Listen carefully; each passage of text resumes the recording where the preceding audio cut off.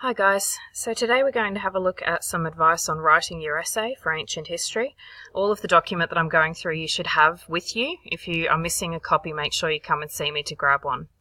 So the first step is to make sure that you've outlined your essay plan. Some of it might be full sentences like you see here, or you could just do dot points like you see down here, where you just outline what sort of evidence, perhaps the names of the authors. A couple of different ideas for you there.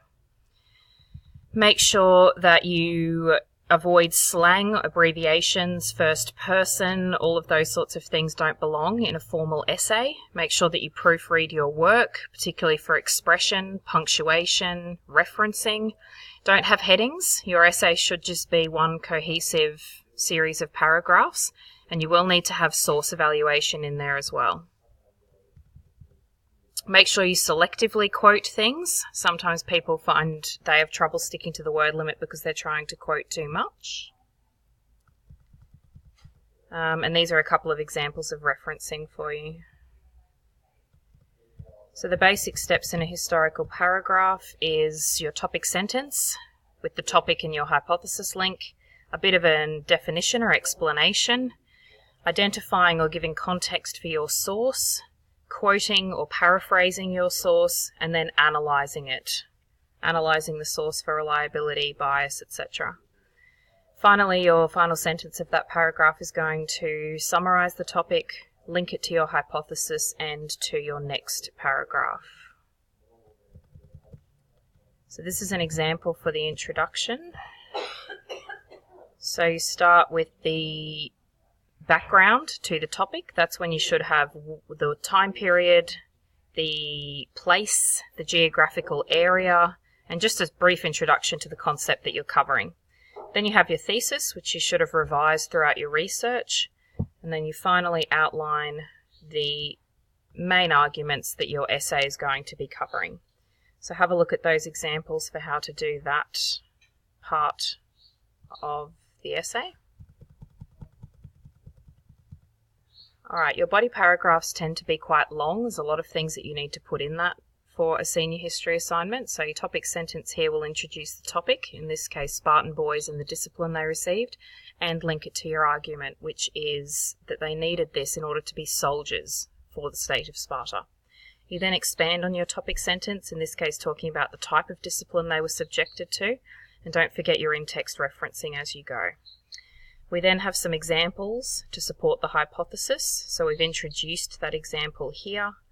We have evaluated it as well by mentioning that Aristotle was a loyal Athenian and the time period, and talking about his bias or opinion. We then have the quote and a reference, and afterwards the explanation of the quote and its link to the thesis. There's some further evaluation here where we talk about how opinionated he is, the knowledge that he as an author had, and therefore how accurate he is.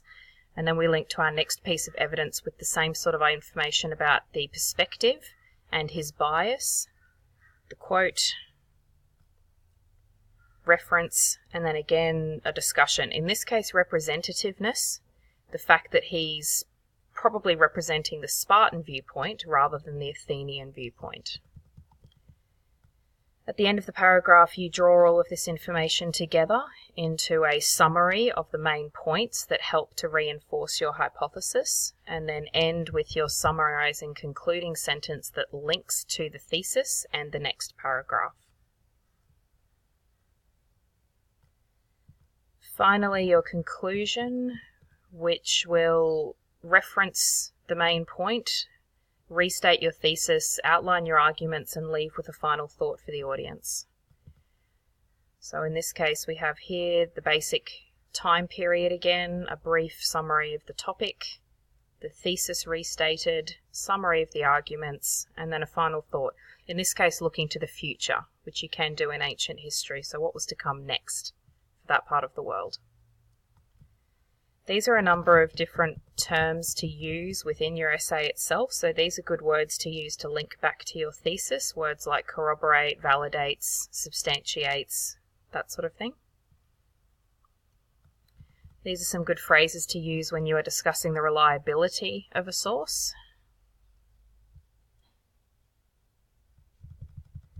These are quite good if you have a number of bits of information that you wish to reference that support each other. You don't necessarily need to put them in a lot of detail, and these are some sentence starters that can allow you to do that.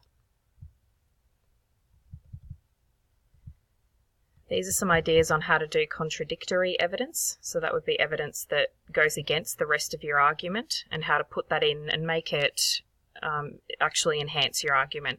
This is a good one to keep in mind if you want to mention a number of authors in a short amount of time. So here's some ideas about reliability analysis in your paragraphs. Some ideas for representativeness. These are a good way to talk about motive, or the purpose or intent behind the source. And don't forget, all of your visual sources need to be included in an appendix page. So make sure that your essay also has your bibliography, that it's met all of the aspects of the criteria sheet, particularly when it comes to evaluating the sources, and that you get a draft to me within the time period indicated. Remember, if you are doing this as a speech, you will also need some visuals and just a brief introduction and conclusion greeting the audience. Other than that, it is written exactly the same way as your essay. So make sure that you get a draft to me as soon as possible to help improve your work before the final due date.